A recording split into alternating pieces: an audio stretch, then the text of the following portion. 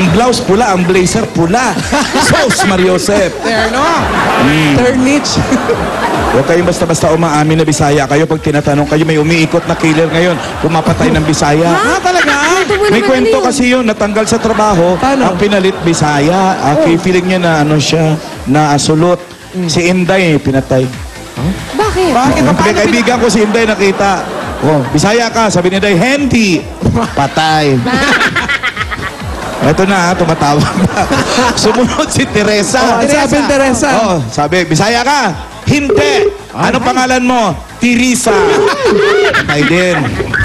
Sumunod si Marites. Hello? Hello, Marites. Ah? Ay, si Marites. Hello! Dali na. Pwede kay Alma Akabal? Akabal? Akabal po. Akabal. Ikaw ba to, Alma? Opo. Ang klaro, no? Lan, tapusin mo muna yung punchline mo. Ano nangyari kay Marites? Si Marites. Oh. Alma, makinig ka na lang. Sandali Ito lang, ngayon Alma. si Marites. Siya na lang. Bumalik yung killer. Bisaya ka ba? Hindi. Ano pangalan mo? Marites. Umalis yung killer. Eh, natuwa si Alma. Napasigaw. Yes! Ay, alam niyo. Hoy! Hello, Alma. Hoy, tingnan mo! Hoy! Oh, Tingnan mo si Ruby. Ang estima. Ini-estima yung partner. wow. Pinapataba. Pinapataba. Para matibay sa lifting. Parabi? Parang kanin baboy yung pinapataba. Friday, munggo. Uy, alam, baka naman masira siya niyan. Mawalan ka ba ng Uy, partner masarap bukas? yan. Uy, ano yan ang tawag niyan? Munggo. Munggo ngayon, Friday. May extra rice pa! May extra rice! 3 rice ang pinapakain! Bubuhatin mo si Ruby. Baka Oo, naman naman. isang sako dapat na ubusin. Hello, Alma! Alma! Natatawa si Alma kay Ruby. Ikaw ba si Alma? Oh, siya na nga. Puntahan nyo na nga lang si Alma. Anong address na? Address. 457 Santa Scholastica! 157 Santa Escolastica. Andito na tayo sa Santa Escolastica Street. Hanapin natin si Puntahan nyo na Alma Si Ate Akabal. Alma eh. Alma.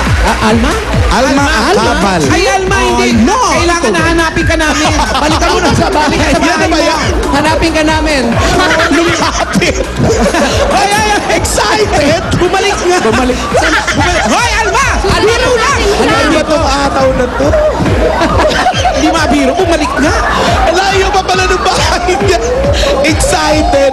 Hindi ko na kasi kinausap kayo. Sabi ko, baba mo muna yan, Ate Alma. Baba mo na to. Hello, Alma! Sabi ka ni Alan K. Hello! Sinundo kami. Malayo pa ba yung bahay niyo? Malapit lang po. Kaya naman pala sinundo na lang kayo. Baka nga naman maligaw pa kayo. Opo.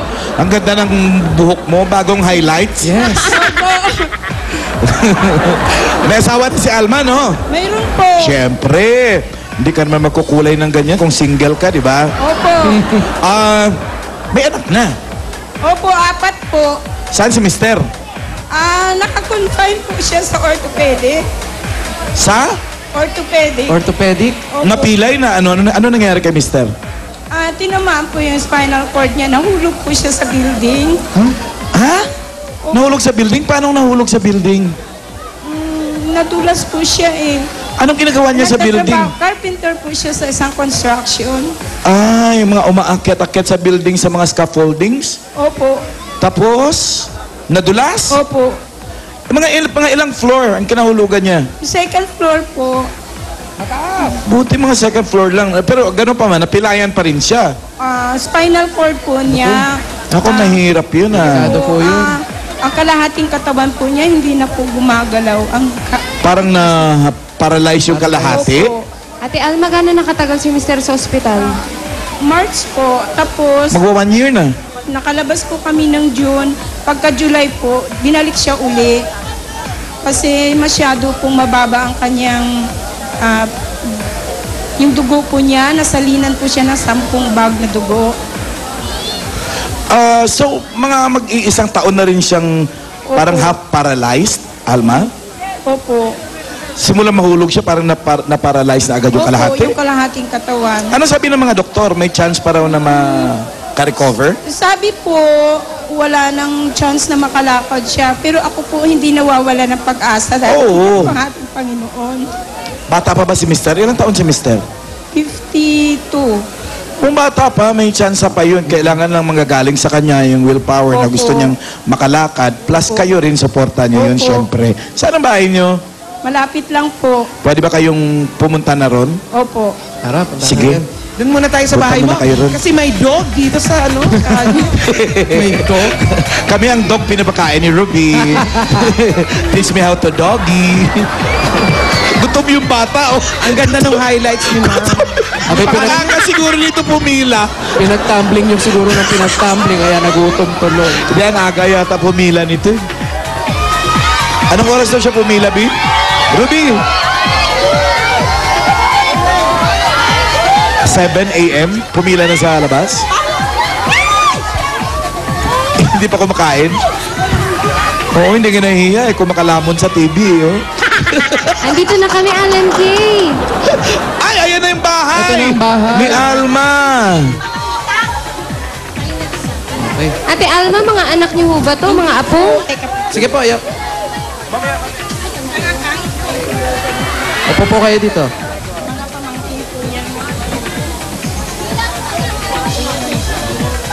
Cute ng bahay. Kaya Alma, eto anak mo. Hindi po, pamangkin ko po. Kumakay, nasa na mga anak? Yung panganay ko po, nag-aaral, nasa school. Hindi, okay lang po, okay lang. Nasa school yung panganay ko. Yeah, na gusto umupo ng bata. Ihoy.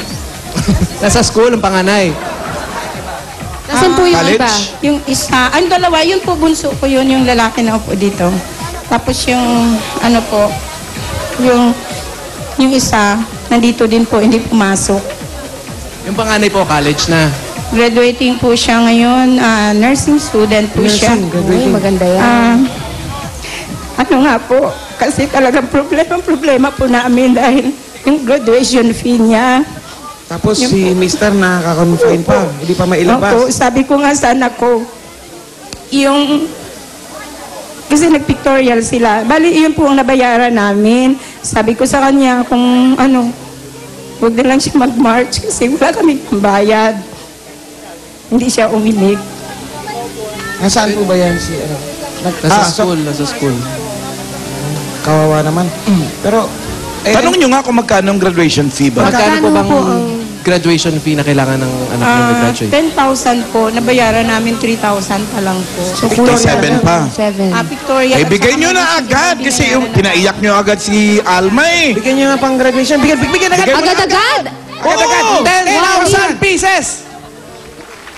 Para po, wag niyo na po problemahin yung graduation fee ng anak niyo para makamarcha siya ngayon itong graduation. Para po sa Salamat po. Alam niyo ba, bago dumating ang Itbulaga, buwan pa lang ng January kasi alam ko na yung graduation fee. Alam niyo, gabi-gabi po ako nanalangin sa Panginoon na sana dalhin kayo dito sa amin. Para alam ko na pag dumating po kayo, matutugunan po yun, makapag-march yung anak ko. Kaya ako po tuwang-tuwa nung nalaman ko po na darating ang Itbulaga. Simula po nakaschedule kayo, alam niyo, gabi-gabi talaga ako lumuluhod, nanalangin sa Panginoon na sana ipagkaloob naman ito sa akin. Kasi alam po ninyo, kahapon lang sa totoo, pinutulan kami ng tubig. Wala po kaming tubig ngayon. Pinutulan daw ng tubig. Ate Alma, saan ho ba kayo nakakakuha ng Panggastos niyo pang panggastos sa pang-araw-araw. bahay, sa Lalo na yun, eskwela meron- ng mga anak? Ano po kasi, Lalo na ngayong nakaparalyze si Mister. Nung na-confine yung mister ko, ako po ang nag-aalaga sa kanya nung bagong confine pa. Kasi tinutulungan kami ng company. Nung hindi na po, kasi natapos na yung site nila, natapos na ng trabaho, hindi na po siya sinuswelduhan. So, hindi kami makakain kung hindi po ako kikilos. So, ang ginawa ko po, nagtitinda po ako ng pang-almusal. Nagluluto po ako sa umaga ng pang-almusal, mga 4 na klase. Tapos dinadala ko po sa City Hall. Iyon po ang nakakasustento ng pagkain namin araw-araw at saka pamasahe po kasi 2 yung college ko. Kung minsan, alam po ninyo, pumapasok sila na talaga pong walang baon, pamasahe lang. Pero nagpapasalamat ako sa Panginoon na kahit ganun ang nangyari, binibigyan niya pa ako ng kalakasan na masustintuhan ko yung aking mga anak. Isa lang ang anak niyang nag-aaral. Ilan po? Dalawa nagka-college. Tapos, yung dalawa? Isang elementary, grade 1 yung bunso.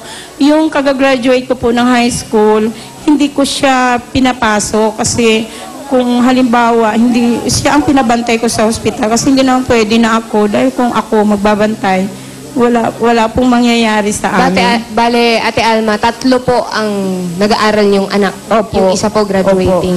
O ngayon po, makakamarcha na yung Oo isa nga niyong po, anak. salamat po dito. Hindi po problemahin yung pagpamarcha niya. Siyempre, sa tagal-tagal din ng inaral niya, ng nursing, iba pa rin siguro talaga yung pakiramdam na makamarcha at Ngayon pa lang, maramdaman na siyempre, tapos talaga. na. Ngayon pa lang, celebrate nyo na yung pagmamarcha sa Marso. Pasalubungan nyo na. Ito na pa lang, ito na ang graduation namin para sa inyo. So goodbye gang! Pasok! Pasok! Pasaluhan natin galing po sa Coca-Cola. Meron tayo dyan. Crispy Tadyang. Ayan. Meron pa ang crispy daing na bangus. Crispy oh. Crispy kanin. Crispy kanin. Puro crispy. Oo. At meron crispy. Crispy pata. Crispy ensaladang mangga. Sige nga, sabihin mo crispy din po At susunod. syempre, malamig at masarap na Coca-Cola! galing sa Coca-Cola dahil 100 year celebration nila this 2012.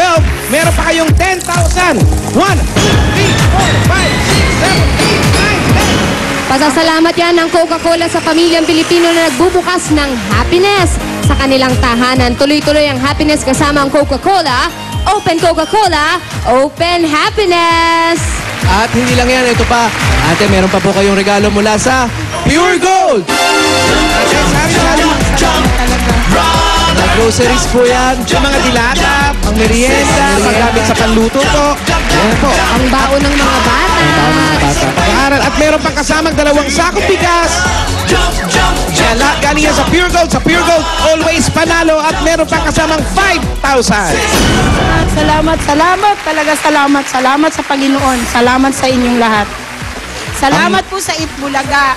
At Busing, kahit wala po kayo ngayon, ikaw talaga ang number 1. The best ka, Busing. Ang pinakamalapit na Pure Gold dyan kila Alma, Pure Gold Sukat sa Dr. A. Santos Avenue. Sa Sukat Pure Gold Paranaque. Sukat. Opo, Opo. doon po ako namimili. Very good. Yun naman Kung pala. magagamit ito. Para yung mga panindan nyo, pang umagahan, yan, doon nyo na mag-grocery. Correct. At ito ang regalo ng Bear Brand para sa inyong buong pamilya, ang Bear Brand Busog-Lusog Family Cereal Drink.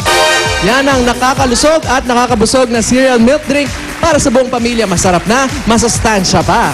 At meron pa kasamang 5,000. 1, 2, 3, 4, 5,000 pieces. galing sa Bear Brand. Bear Brand, Busog-lusog salamat po Cereal sa Drink. Bear Brand.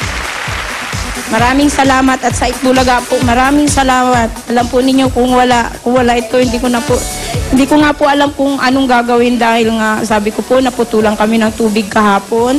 Hindi ko po alam nyo talagang iyak ako ng iyak kagabi. Pinag-pray ko talaga na mapunta sa akin ito. Nakaawaan ako ng Panginoon na ibigay po ito sa akin. At nagpapasalamat ako sa Panginoon dahil dininig ng Panginoon yung aking panalangin. At dahil sa Itbulaga, yung mga bagay na kailangan kong bayaran ay mababayaran ko.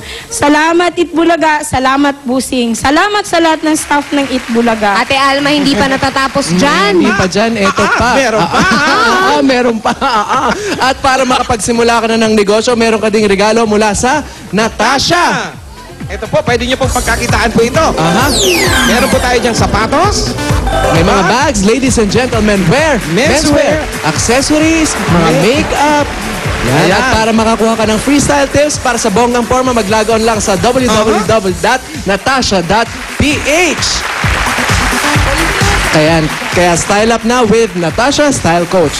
Pwede nyo po yung ibenta, pwede pang negosyo ninyo yan. pandagdag po sa... Salamat po ng marami. Talagang salamat. Salamat talaga po. Yan, pandagdag sa Etong pangkabuhayan. isa pang magandang regalo. Ate Alma, ngayon hindi ka lang mag-QWERTY, magdu-dual SIM ka na rin. Ito ang bagong Nokia Asha 200.